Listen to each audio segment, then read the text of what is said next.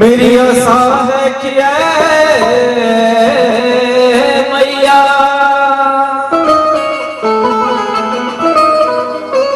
मैं तुम्हें अपनी कहानी सुनाया करूं। मुझे इसमें खुशी है तुम उठा करो।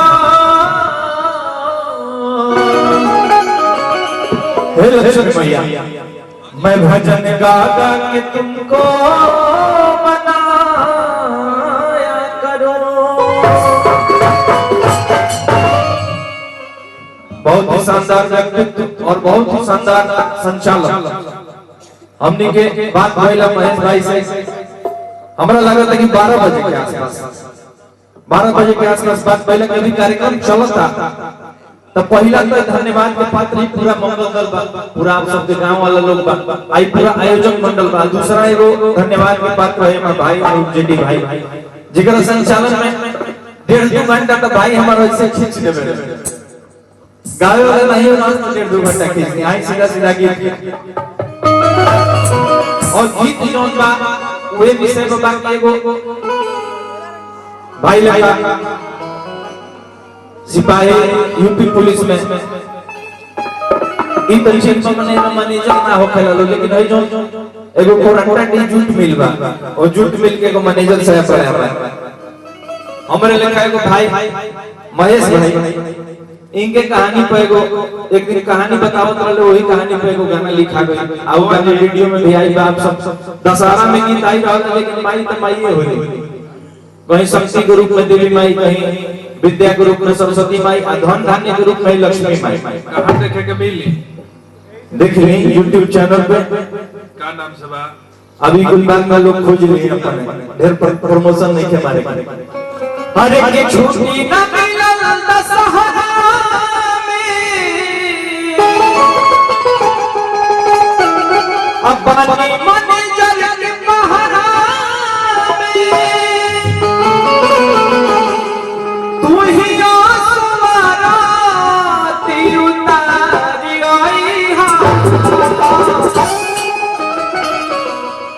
महेश भाई एक दिन अपन कथा कहानी सुनावत रहले बैठल तो सोचनी जे कि का कइल जावे हम एगो महेश भाई के मोय लोग कहानी गावत रहे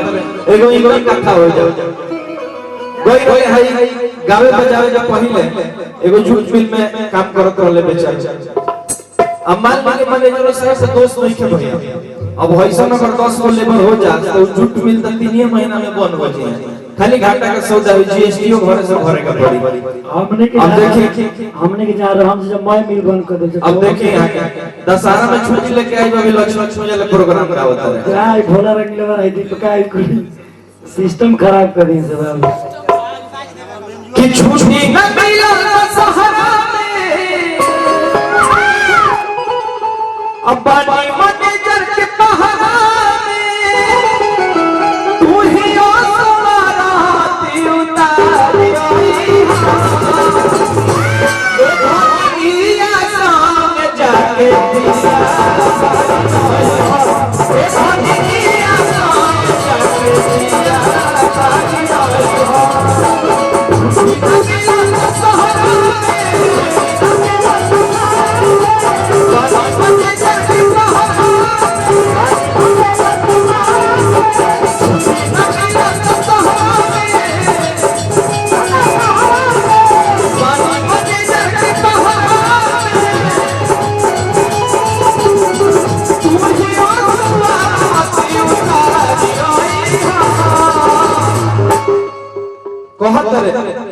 महेश भाई के छुट्टी ना मिलत रहे।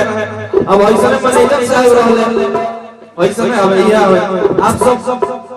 YouTube पे देखो अंजनी उपाध्याय नाम से डाल के तो मैं एगो वीडियो में जन भैया मैनेजर साहब बार-बार रहे। अब बार-बार रहत त तनी बीचवा में लौटत रहे कि बार भाई के कोई से पूरा डायरेक्ट कर देले तो बात है कि गई भैया मैनेजर साहब के यहाँ अब मैनेजर साहब से भैया फार्म जोन भरत रहे ओ फार्म में जतना सादा भर सक कुछ लिखे के नहीं के लिखल पर नौकरियां ना मिली। हम गई रही खाली त अपन नाम भर देल नहीं तो ऐसे ही फाड़ के फेंक देल कहत जा तो ना नौकरी चाहिए जा यहाँ से यहाँ जे सबसे सादा भरी ओकर नौकरी मिली। वही में अपने महेश भाई के छुट्टी ना मिले ले अपने मेरा से फोन करके कहत रहे कि भाई जोई हो अब तो हम त ना आवे पाई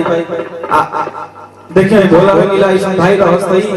एक ओय में कह दे रहा कि अपना पुरनका यारवा संगे जाके बारी आवाज परमिशन दे दत कहां करे ए भगिया संगे जाके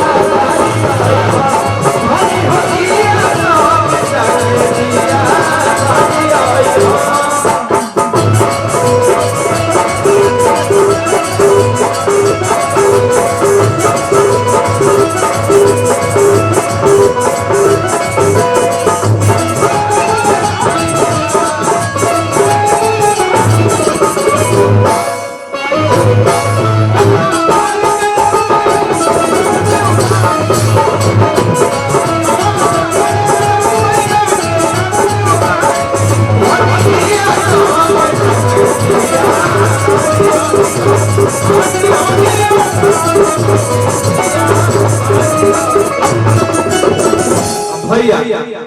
ढेर सारा सम्मान बाप सबके तरफ से हमारा तरफ से पसंद नहीं कहो कि सेम टू यू ऐसे कि हम पैसा कहे के बेइज्जती ना करो पैसा के इस सम्मान होएगा और आप सबके सम्मान ऐसे ही बना रहे हमारा तरफ से बस सेम टू यू भड़का भैया के बहुत बहुत अभिवादन धन्यवाद कहत है कि दुनिया में अरे पागल ना निवेदन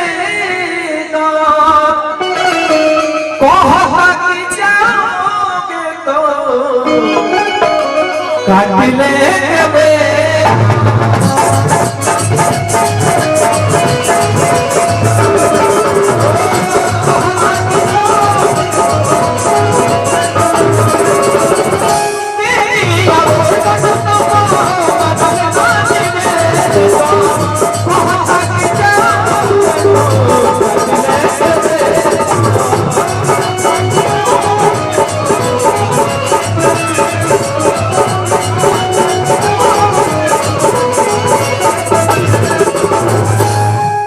धनंजय भैया राउत महाराज नाव के भुलाई हमार भाई के खाली गमछी उड़ लगा यहां पे रवा माने बुझ भी नहीं है कि दूसरे केस बा भाई हमारे एकदम साक्षात पुरुष है साक्षात ही ना रहो भाई आवा पुरुष ए तरी कंफ्यूज मत होके इहो तरी गड़बड़ कइले गेल है कि एगो बांध लगा हाय रोड ले ले अब मान ली कि कंफ्यूजन होई तो ये कोनो घटना होई साफा मारा हो गया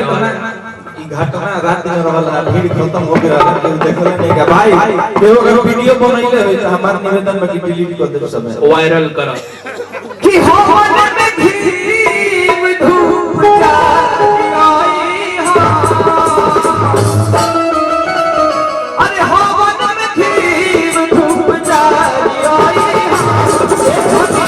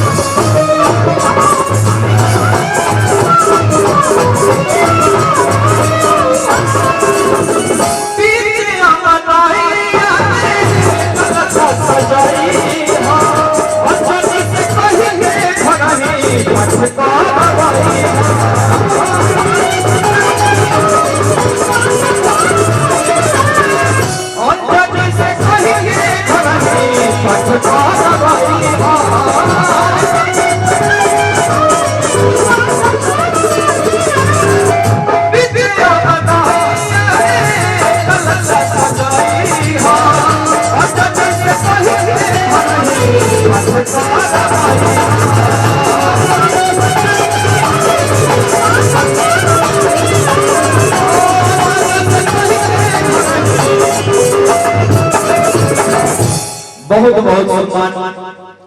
और वाकई 5 के नोट एक घड़ी कहीं सही पूछो तो एक घड़ी कहीं 11 बजे के बाद लोग कहते हैं चलो चलते ये कोई झूठो का बकवास कुल कहले बड़े सब 10 हो जतना लौंडा लफाड़ी कुल बड़े गांव में वही झूठी के आ कुल मूर्ति धरे छोड़ा चलो आई आप सबके मेहनत और लगन के थी 5 के नोट 5 का ढेर दिन बाद ढेर देखे के मिलल है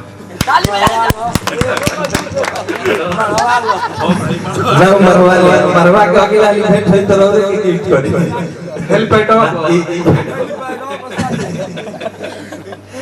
हम नहीं कि लोग सोचे ना कि गांव के जतना आवारा पड़े ओहे मिल के आई है कोई मूर्ति धरे के दुर्गा पूजा लक्ष्मी पूजा कुल करे लेकिन ऐसा नहीं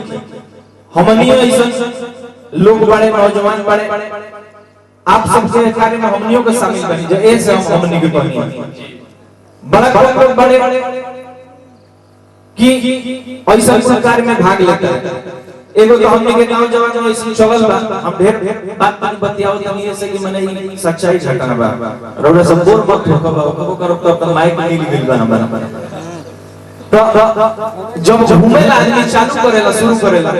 तो कुछ लोग ऐसा होले कि हतोत्साहित करे खातिर मन पूरे खातिर कहले चल बड़े से चंदा वाला हो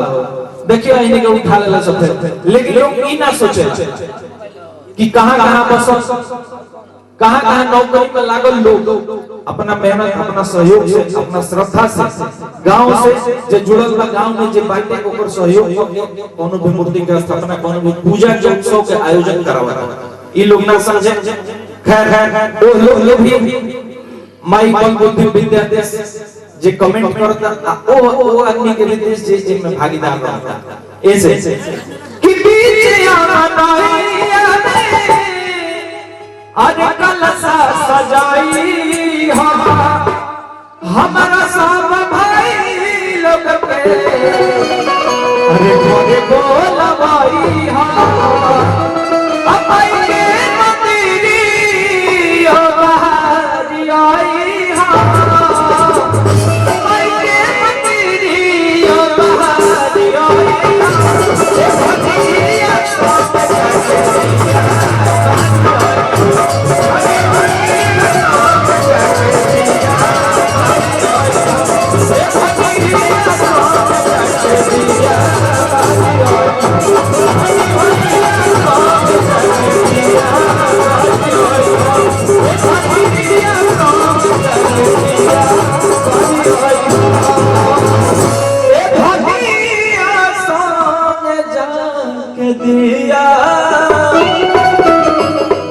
दूसर का जाके बाहर ही है बहुत बहुत सम्मान सबके मिलल और एक